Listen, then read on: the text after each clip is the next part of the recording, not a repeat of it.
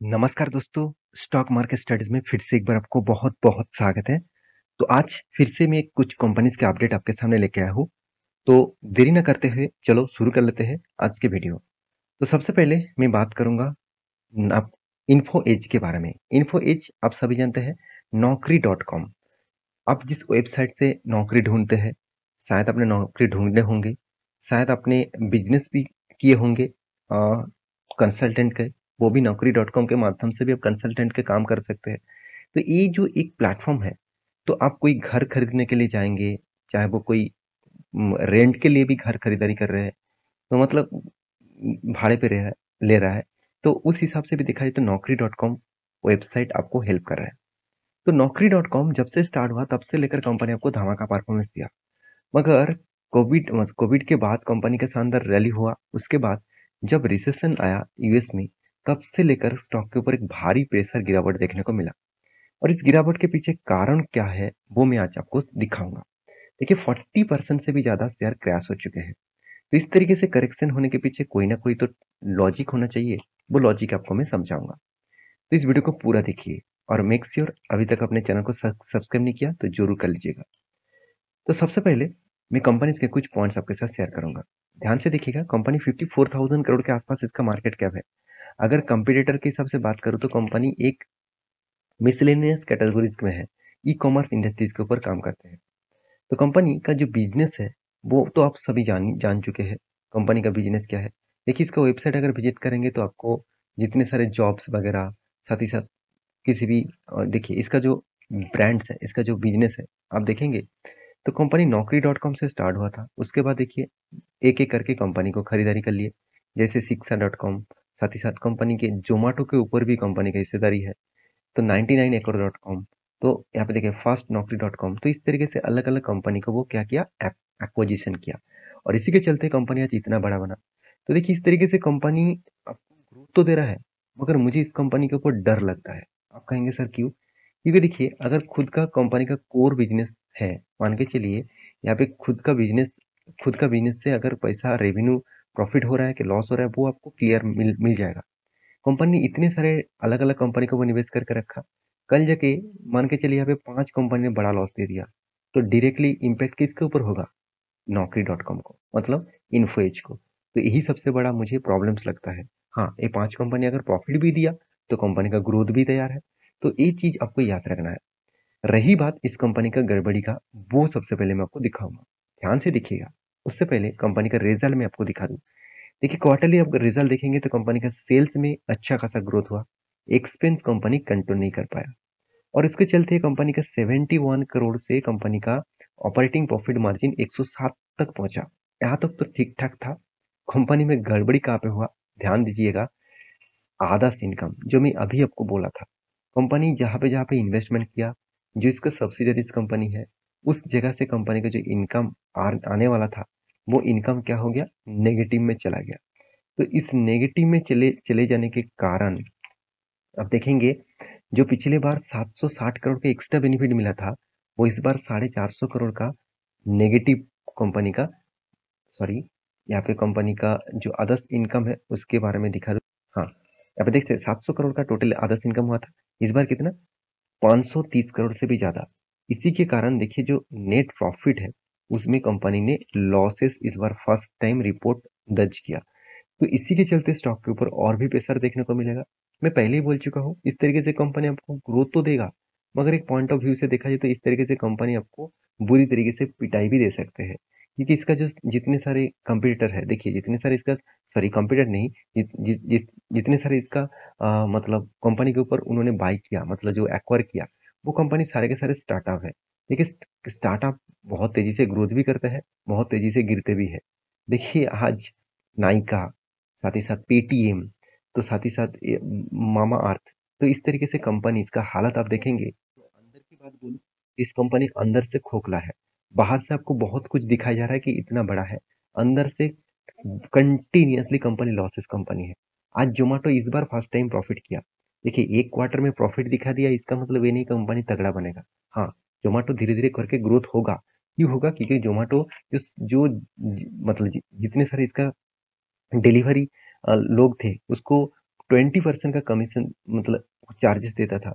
अभी मतलब sorry 40 rupees पर डिलीवरी चार्जेस देता था। आज वो 20%, उससे कम होके अभी हो चुके हैं 12%, मतलब 12 रुपीज़ पर डिलीवरी चार्जेस दे रहा है। तो जब डिलीवरी चार्जेस कम हो जाएगा तो कंपनी को वो तो ग्रोथ होगा ही।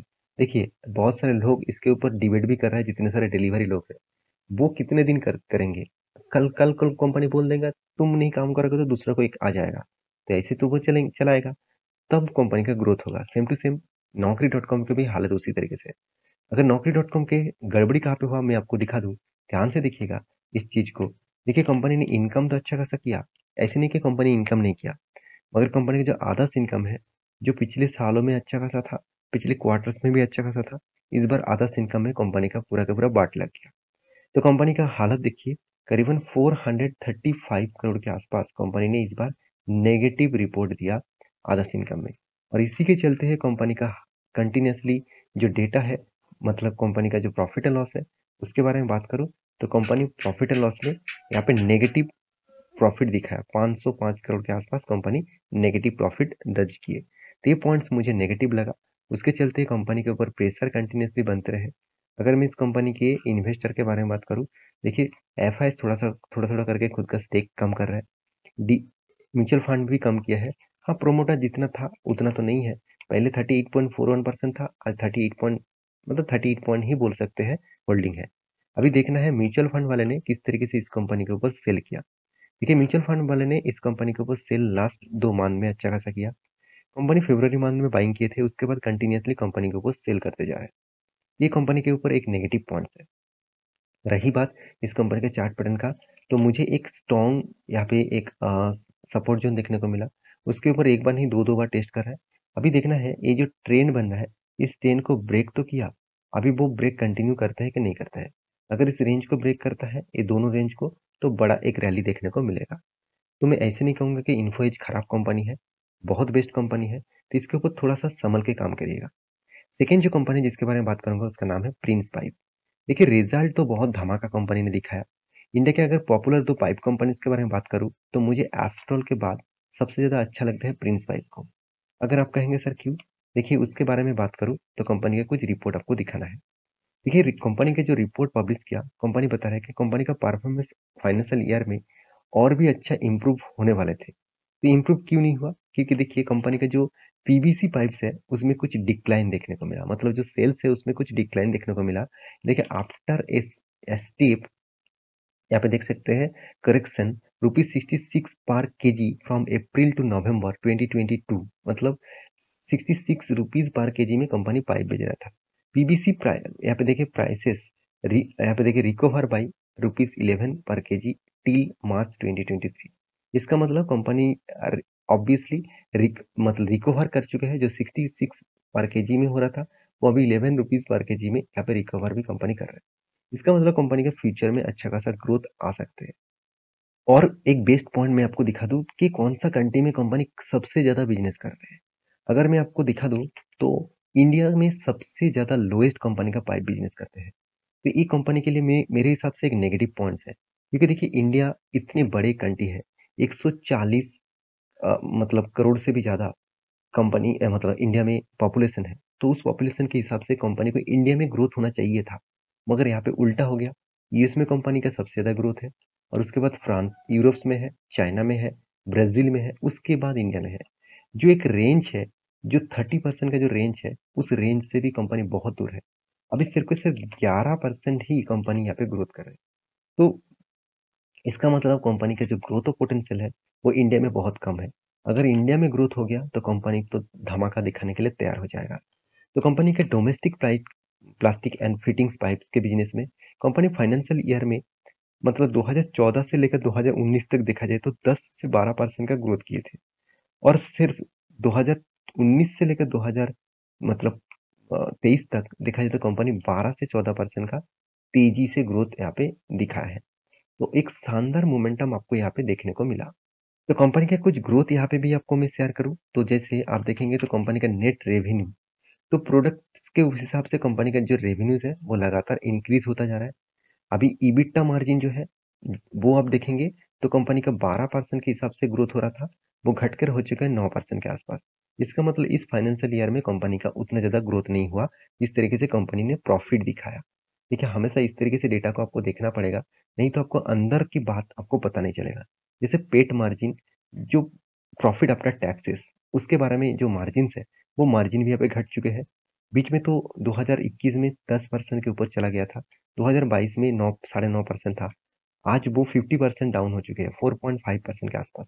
ये सारे डेटा इसीलिए मैं आपको दिखा रहा हूँ क्योंकि आपको कंपनीज के अंदर के जो प्रॉब्लम्स है वो आपको दिखे। देखिए, नेट डेप्थ और नेटवर्थ के बारे में बात करूँ तो कंपनी के पास जो डेप्थ था, उन्होंने वो डेप्थ को पूरा का पूरा मिटा दिया। ये मुझे बेस्ट पॉइंट लगा, क्योंकि डेप्थ अगर कंपनी के पास नहीं रहेंगे तो कंपनी अच्छा खासा ग्रोथ जरूर कर पाएंगे।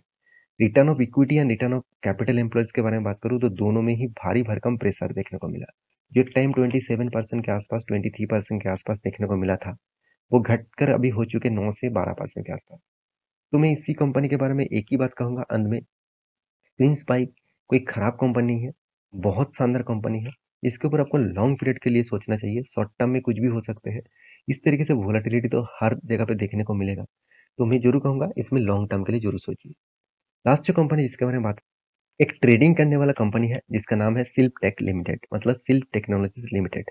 इस कंपनी के बारे में आज बात क्यों कर रहा हूँ, क्योंकि कंपनी का जो अगर चार्ट पैटर्न में आपको दिखा दूं मैक्सिमम में, तो कंपनी में एक शानदार मोमेंटम दो स्टेप में देखने को मिला। यहाँ पे जो स्टेप दिखा रहा है, कंपनी कंटिन्यूसली अप मूवमेंट में जाने के लिए तैयार है, और इसीलिए कंपनी के बोर्ड ने एक अनाउंसमेंट किया। वो अनाउंसमेंट क्या है आप देख सकते हैं, कंपनी स्प्लिट देने का अनाउंसमेंट किया, और वो भी 2 जून में। एक के बदले आपको 10,000 कंपनी आपको देने वाले हैं। तो क्या इस बोनस के लिए, सॉरी, स्प्लिट के लिए आपको निवेश करना चाहिए?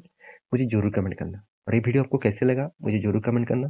इसी तरीके से इन्फॉर्मेशन पाने के लिए चैनल को जरूर सब्सक्राइब करना। मिलेंगे नेक्स्ट वीडियो में, तब तक के लिए अच्छे से रहिए, अपने ख्याल रखिए।